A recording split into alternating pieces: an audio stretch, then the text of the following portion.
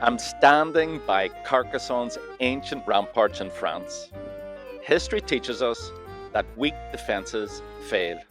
In 1209, this city fell in days during a brutal siege, and why? Its walls weren't ready and people paid the price.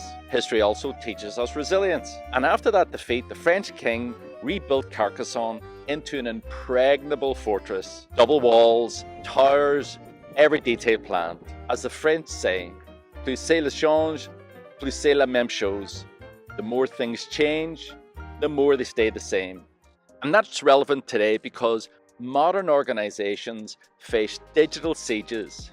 Just look at the recent cyber attacks on Marks and Spencer's, Co-op and Harrods. Millions in losses. Customer data stolen, shelves empty. History teaches us to act. At Cyber UK 2025, Dr. Richard Horne of the NCSC urged us to focus on what you can control in cyber defense. That's Cyber Essentials, your first wall, and ISO 27001, your fortress. They protect your business and build trust. History teaches us don't wait for an enemy to breach your defenses.